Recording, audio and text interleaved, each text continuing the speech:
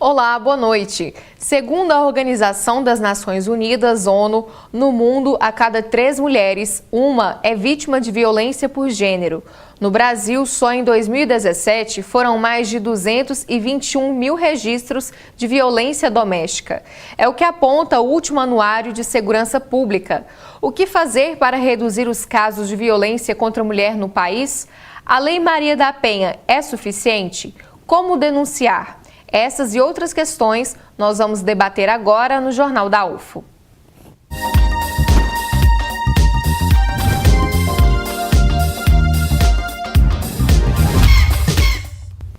Vamos começar então esta edição com um giro de notícias.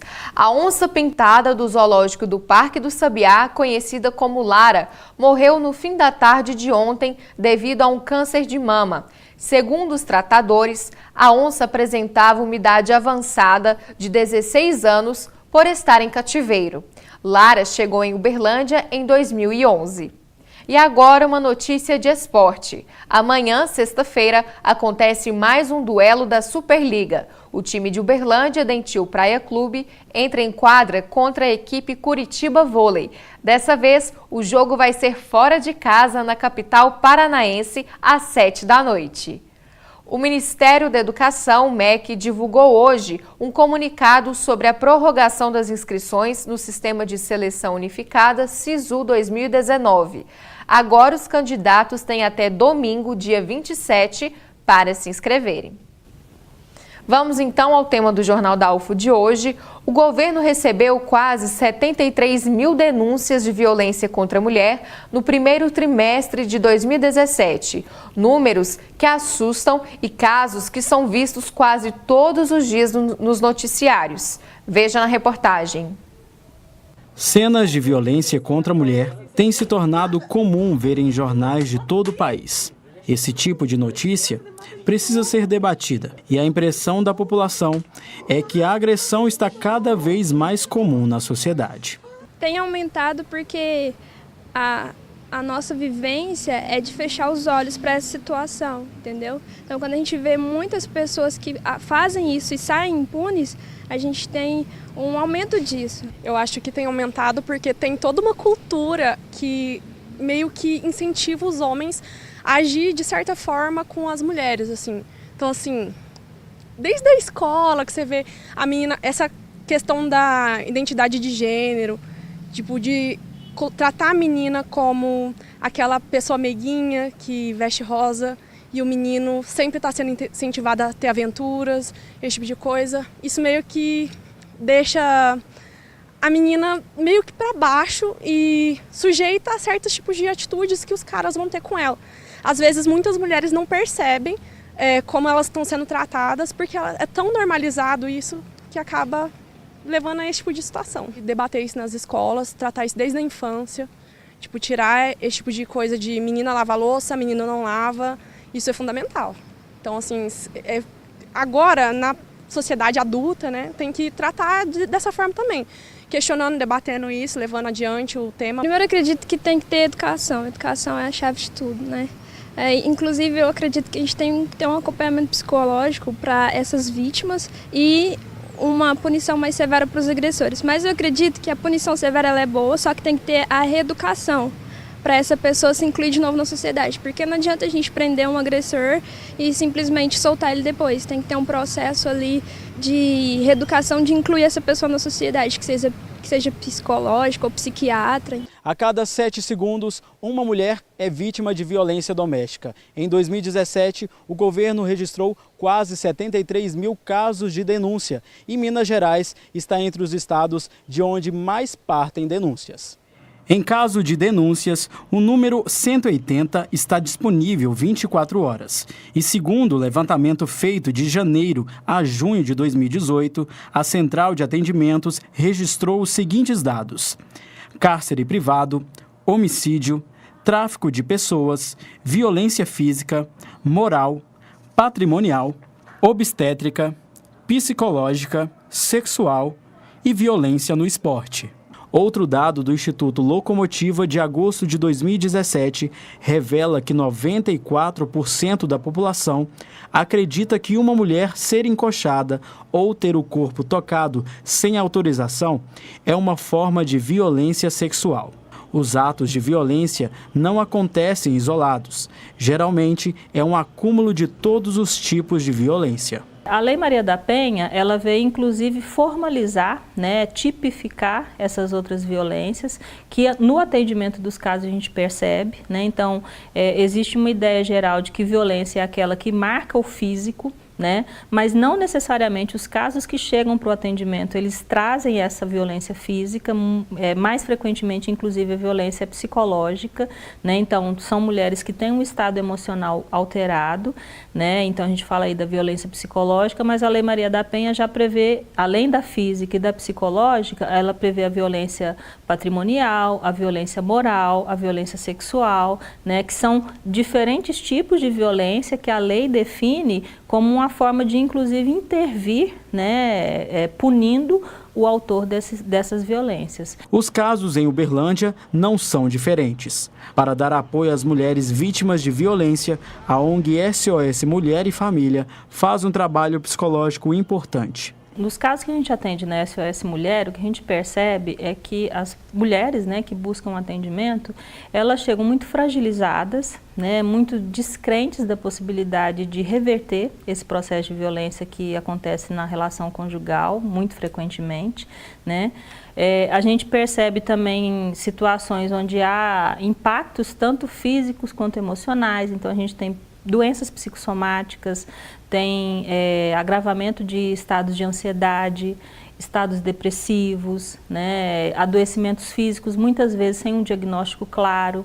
Então a gente percebe que há uma mobilização do corpo e do emocional dessas mulheres que vivenciam violência. A organização existe desde 1997 e de lá para cá o atendimento nunca deixou de ser prioridade para as vítimas que um dia passaram por situações que elas preferiam apagar da memória. A SOS faz esse atendimento, primeiro com assistente social, com um profissional do serviço social. Nós fazemos um atendimento continuado também na psicologia, oferecemos orientações jurídicas, porque todo caso muitas vezes precisa de algum tipo de encaminhamento ou orientação.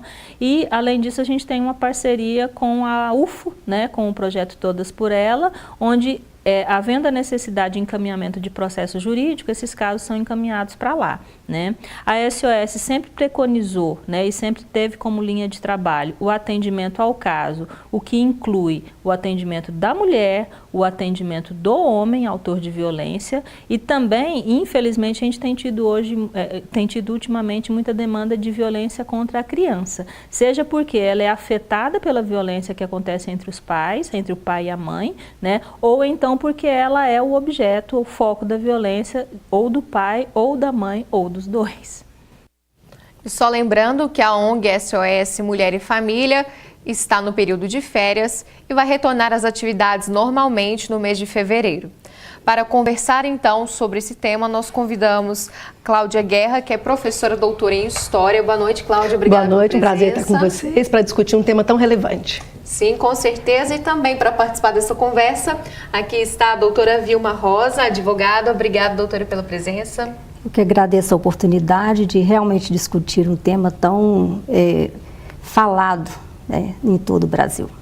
Certo. Cláudia, só para a gente reforçar, nesse final nós mostramos, a outra Cláudia, sua xará, que trabalha conosco, presidente da ONG, o contato, o endereço da ONG para que as pessoas, que precisam entrar em contato possam conhecer Isso, o trabalho. A Cláudia é nossa psicóloga, eu estou na diretoria como presidente, a ONG fica na rua Feliciano de Moraes, número 62, bairro Nossa Senhora Aparecida, e funciona das 8 às 5, de segunda a sexta.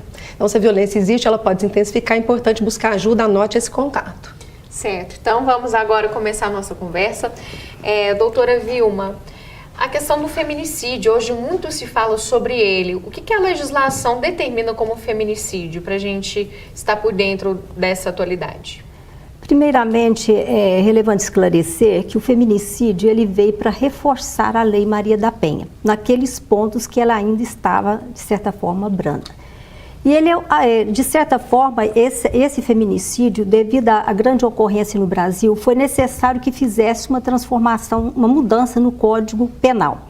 Então, o artigo 121, no parágrafo 2º, acresceu o inciso 7º, que diz o seguinte, que todo crime que é cometido contra a mulher, pelo fato dela ser mulher, é feminicídio. O crime, né, o homicídio praticado contra a mulher pelo fato dela ser mulher e pela condição de mulher. Aí tem as agravantes da pena, né, que aí seria um homicídio qualificado, né, pelo fato de ser contra a mulher, né, e principalmente se for uma mulher menor de idade, menor de 14 anos, ou uma mulher acima de 60 anos, ou uma deficiente. Então, veio justamente para crescer a pena, aumentar a pena para os autores desse tipo de crime. Certo. Cláudia, hoje está por toda parte esse assunto na mídia, né, nas conversas de amigos, mas por que esses casos só crescem? É uma epidemia, né? A gente fala que a questão da violência conjugal e doméstica é um problema de saúde pública, porque morrem ou são feridas mulheres mais do que em outras situações e doenças, mais que em guerras. Então, só para você ter uma ideia, né? Então, um dado importante que a cada 2 minutos uma mulher é espancada. Em Minas Gerais cresceu esse número assustadoramente. Nas últimas semanas foram muitas mulheres assassinadas. Nós tivemos no Brasil o pessoal dos direitos humanos avaliando e o diagnóstico é terrível, né? Aumentou assustadoramente. A metade dessas mulheres são assassinadas por armas de fogo, então me preocupa muito essa cultura agora de vamos liberar ou ampliar o acesso a armas de fogo, porque essas mulheres vão ficar mais em risco do que já estavam e não era pouco, né? O Brasil é 5º lugar no ranking mundial em feminicídios e assassinatos de mulheres. A Lei Maria da Penha foi um avanço em 2006, a Lei contra o Feminicídio em 2015 e também em 2017, que hoje é crime veicular imagens, cenas de nudismo, né, imagens, fotos, vídeos sem o consentimento da pessoa. Isso foi um avanço também em função de episódios que ocorreram. A gente viu recentemente agora, em termos de assédio sexual, médicos, ou seja, a gente acima de qualquer suspeita, nas melhores famílias que esse tipo de situação acontece, pensando nessa violência de gênero, que é conjugal, mas também direcionada a mulheres, no caso do assédio sexual, e que tem crescido assustadoramente. Então é preciso sim políticas públicas eficientes para que a gente dê um basta ou minimize pelo menos essas situações de violência contra a mulher que tem crescido. Você tocando nesse ponto da questão da legislação é muito importante, né? O que poderia, além da Lei Maria da Penha, doutora Vilma, na sua opinião, mudar para que realmente esses números possam reduzir? Veja bem, a Lei Maria da Penha, ela vai até onde a questão, como a ONG, né, a Cláudia acaba de dizer, ela abrange até o ponto, né, por exemplo, essa violência contra a mulher, de todo tipo de violência contra a mulher. E o feminicídio, né, em resposta à questão anterior, ele é o crime de homicídio na modalidade tentada ou efetivada, né, quando se efetiva o crime. Agora, para poder minimizar essa situação, eu acredito que é uma questão de educação. E que essa educação, ela começa em casa. A partir do momento que a família brasileira precisa de reformular a sua maneira de conduzir. Primeiramente, se existe um desrespeito dentro de casa do pai com a mãe, o filho vai crescer achando que aquilo ali é normal. Então, a família brasileira precisa de resgatar os seus valores de moral, de honradez e de respeito à mulher e de respeito à própria família. Porque se o pai não quer que um filho furte, por exemplo, então que ele não furte, para que o filho não siga o exemplo do pai. Para que o pai, se ele comete um crime caracterizado na Lei Maria da Penha, ele está ensinando o filho a cometer. Então, a educação começa em casa. E ela deve ser estendida para as escolas, os meios de comunicação de massa devem colaborar, as ONGs, as instituições, o poder público de modo geral. Porque é direito da mulher viver com a dignidade. E essa dignidade tem que ser promovida pelo poder público estadual, federal, municipal e pela sociedade num todo, inclusive a própria família. Eu faço uma análise, Gislene, de que a legislação ela é importante, mas ela é insuficiente se a gente não tem políticas públicas e a educação que passa não só pela educação formal, mas a educação informal também.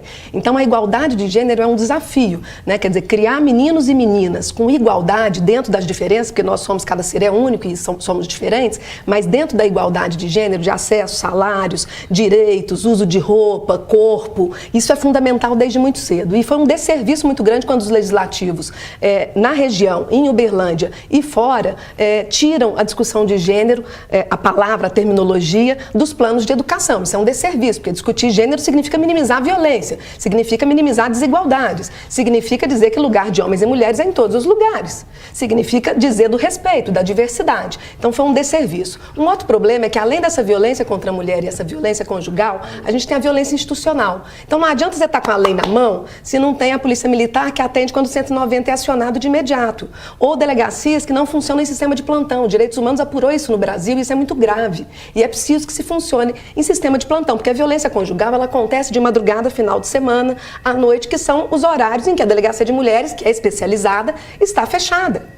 E a Delegacia Geral nem sempre tem gente preparada e qualificada, às vezes nem as de mulheres têm, para esse atendimento, com uma escuta ativa, ou seja, uma escuta sem julgamento, sem preconceito, porque isso tudo são fatores inibidores da busca de ajuda. Então não adianta a gente aqui falar desse assunto se a gente lá na ponta não tiver a formação continuada para aqueles que acolhem, seja nas organizações não governamentais, seja no poder público. E aí passando pela polícia militar, pelos judiciários que estão abarrotados, a lei prega que as medidas protetivas devem sair rapidamente, mas a gente sabe que às vezes leva um mês, a mulher já foi assassinada. Quantas viveram uma via crucis, uma rota crítica e nada aconteceu e aí elas acabam sendo mortas. Então é importante as casas-abrigo. Nós temos um dado aqui dos direitos humanos que em 2017 são muito poucas casas-abrigo que a gente tem no Brasil. Em Uberlândia nós temos, mas ela é pouco conhecida. Então só para você ter uma ideia, em termos de casa-abrigo, a gente tem em 2017 74, olha o tamanho desse país, 74 casas-abrigo, que é para abrigar a mulher em risco de morte junto com seus filhos menores de idade em situação de violência doméstica, sendo promovidas essas famílias. Então, um local confidencial, sigiloso, né, que a pessoa fica para ter atendimento social, psicológico, jurídico, na saúde, os filhos serem inseridos em escola próxima à casa, de modo que até ela sair dessa situação de risco de morte, essa mulher fica aí nesse lugar sendo promovida, sendo empoderada, para dar conta, inclusive, porque são vários fatores inibidores da busca de ajuda, medo, vergonha, violência institucional, às vezes a visão religiosa que acaba contribuindo para perpetuar essa situação de violência, que Deus uniu, o homem não separa e assim por diante. Então, e nada contra a religião de ninguém, mas é preciso ter uma fé inteligente e de que ninguém está aqui para ser espancado. Isso fere a dignidade, isso é crime. Nós vamos então para um rápido intervalo, daqui a pouco a gente continua a nossa conversa. Em 2017, o Brasil ficou em 5º lugar como o país que teve a maior taxa de feminicídio. Os dados são da Organização Mundial de Saúde. Nós vamos falar sobre isso daqui a pouco. Enquanto isso, aproveite e envie suas perguntas para o nosso WhatsApp. O número é 996397880. Ou então também por comentário no Facebook da TV Universitária. Nós voltamos já.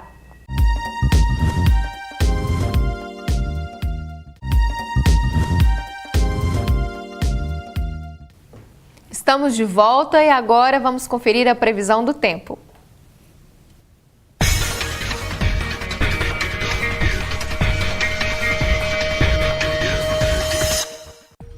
Em Uberlândia, o dia começa com céu aberto e pode ficar nublado à tarde. As temperaturas ficam entre 30 e 20 graus. A nebulosidade no céu deve predominar também em Patos de Minas, onde a mínima fica 20 graus e a máxima 30. Monte Carmelo com sol entre nuvens em alguns momentos da sexta-feira. Termômetros podem marcar entre 20 e 30 graus. Em Tuiutaba, a temperatura deve continuar alta, com mínima de 22 graus e máxima de 34.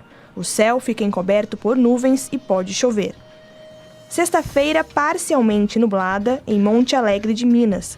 Previsão de pancadas de chuva à tarde ou à noite. Máxima de 33 graus e mínima de 20. O que as mulheres pensam sobre a violência contra o gênero feminino? A nossa equipe foi às ruas descobrir. Olha só. Sim, tem que ter punição e existe muitos casos, já vi muitas reportagens aí, muitas coisas que aconteceu já e tem que acabar, né? Eu acho um assunto muito importante ser falado, porque é uma coisa que acontece, a gente vê acontecendo dia a dia, tipo, na rua mesmo a gente vê isso acontecendo. E eu acho, tipo, como se diz, que tem que ser falado isso, porque muita gente vê, passa, não fala nada, não ajuda. Mas, tipo, eu, como ser mulher, eu acho que isso é ruim pra nós, porque a gente às vezes precisa de ajuda, porque não consegue se defender sozinha. E as pessoas simplesmente ignoram, fingem que esse assunto não existe, é tratado como tabu. E você, como mulher, também já deve ter ficado, já ficou sabendo de algum caso, já ouviu falar de algum caso, alguma pessoa próxima de você que sofreu violência? Já escutei vários casos, inclusive escutei uma semana passada de um advogado que bateu na mulher. E hoje mesmo eu estava mexendo no Instagram, estava descendo o feed e eu vi um caso de uma menina e eu fiquei tipo, muito indignada, porque um advogado comentou falando que isso era drama, que não era necessário ela estar expondo o cara.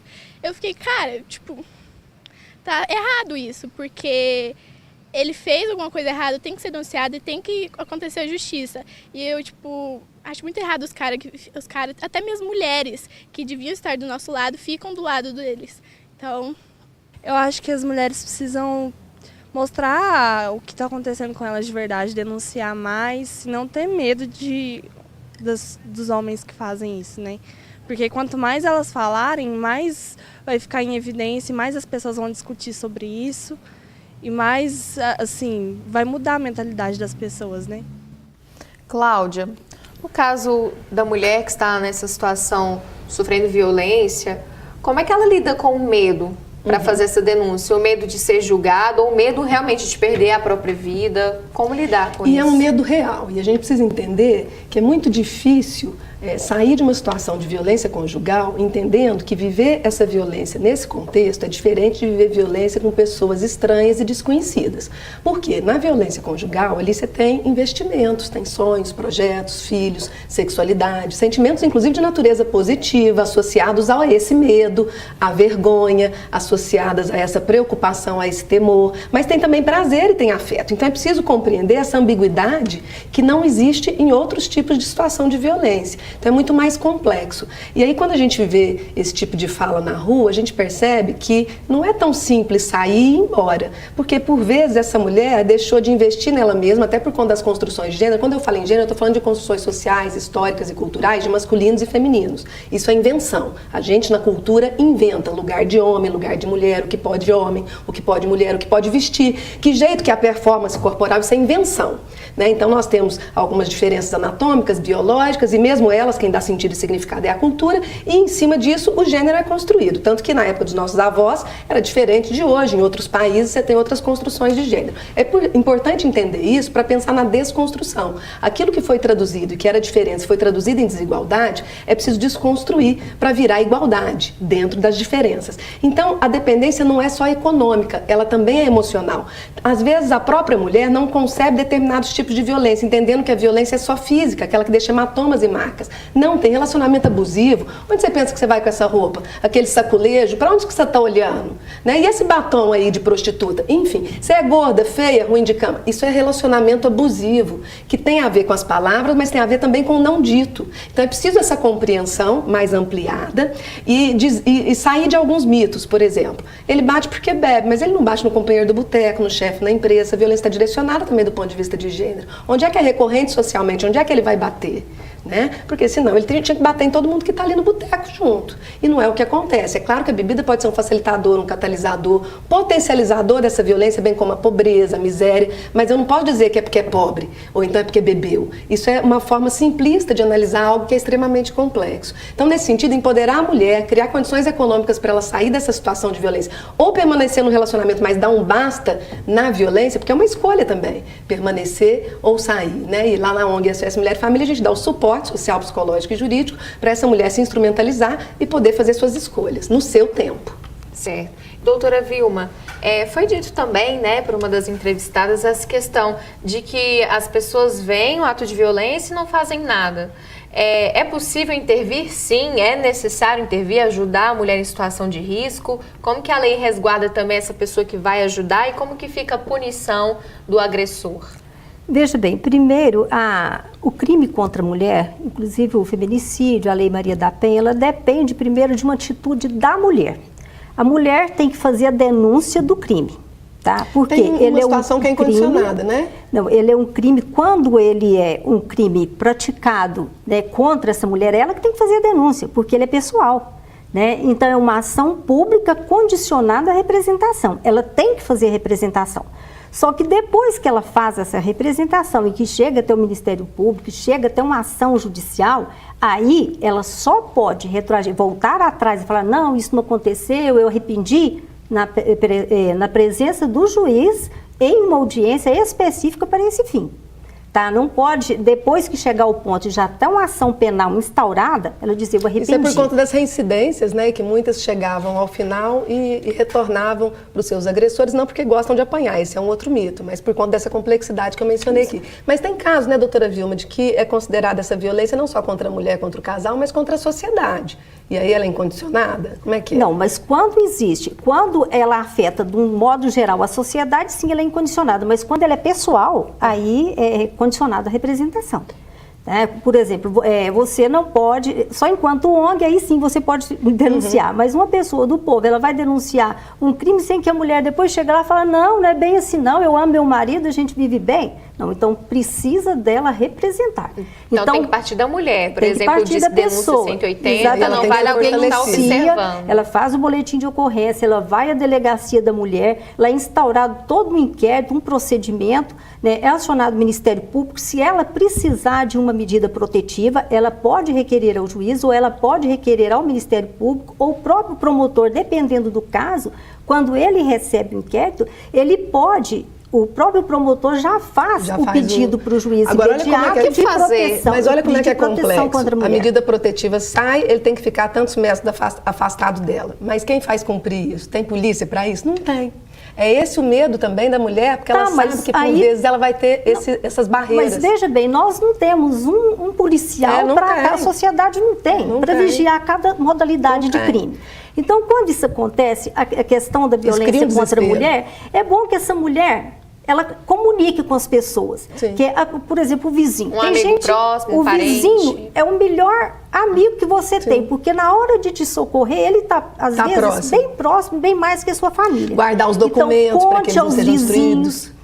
Conte aos vizinhos, conte ao familiar, para que alguém que observar que a pessoa está aproximando, te comunica para a mulher e ela, na verdade, ela comunica com as autoridades. Agora, esse isolamento e esse silêncio de muitas, e não é raro, né, doutora Vilma, é muito complicado, porque às vezes ela passa 10, 15, 20 anos numa situação de violência, a hora que fala, as pessoas assustam e ficam perplexas, inclusive julgam, né? Mas como? Ele era um ótimo pai, ele botava as coisas dentro de casa, né? Enfim, porque ela não compartilhou. Né? Ela não visibilizou. Ela depois também nem tem prova de qualquer... Porque ela não levou a público, ela não comunicou às pessoas do conhecimento. É importante, então, ter uma testemunha nesse caso. Sempre é bom ter uma testemunha, mas se bem que a palavra da mulher mas se bem que a violência contra a mulher, muitas das vezes, ela ocorre no recinto da residência ou dentro de um próprio quarto. Sim. Então não tem muito pessoas mais difícil. Que veem. E então, aí a palavra dela vale, porque inclusive ela não pode mentir perante o juiz. Porque ninguém vê o que ocorre entre quatro paredes. E se, por exemplo, doutora, às vezes, como bem a Cláudia explicou, tem essa questão do medo, do julgamento, ou o medo também, né, da própria violência,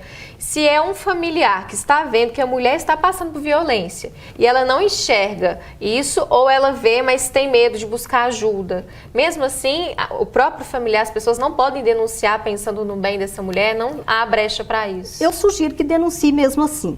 Por quê? Porque às vezes ela está tão oprimida que ela não consiga. Apesar de que o crime instaura inquérito a partir da denúncia da mulher. Né?